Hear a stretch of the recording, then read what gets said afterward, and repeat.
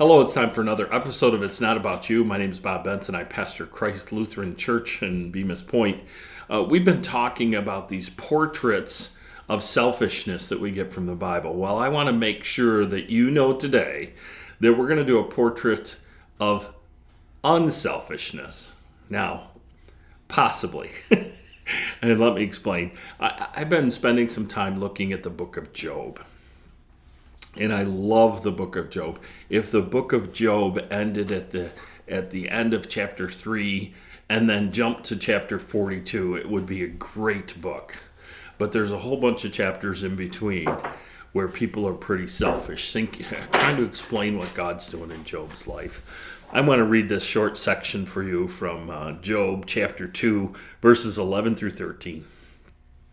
And it says there, "Now when Job's 3 friends heard of all the evil that had come upon him, they came each from his own place, Eliphaz the Temanite, Bildad the Shuhite, and Zophar the Naamanite. And they made an appointment together to come and show sympathy and comfort him. And when they saw him from the distance, they did not recognize him.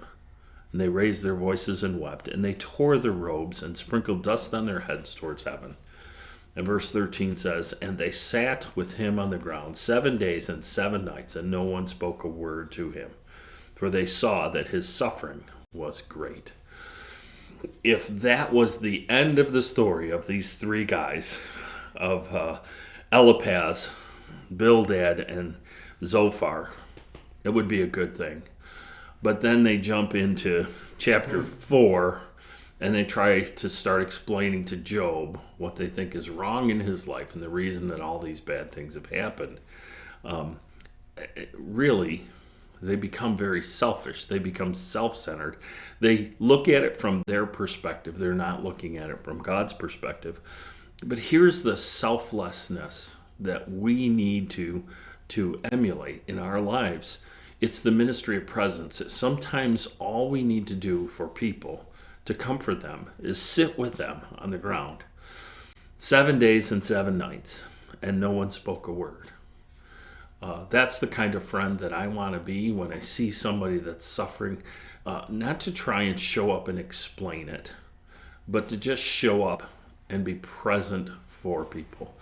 And I get a chance to do that, and you have those chances in your life. I would suggest that you should walk fully into those things.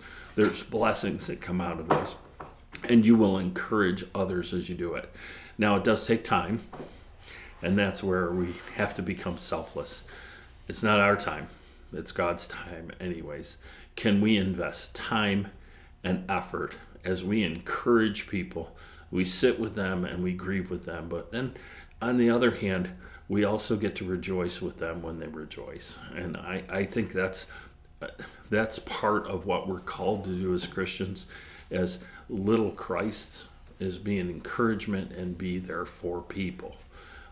So I would encourage you, if you don't know the story of Job, I would encourage you to open your Bible and read the entire book all the way through. At the end, Job prays for his friends. God tells him, pray for your friends. Job prays for his friends, and God restores to Job everything that he had lost.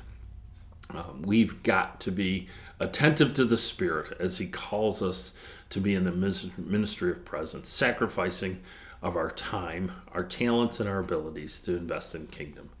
So I would encourage you to do that. So It's Not About You. My name is Bob Benson. Thank you for taking the time to watch.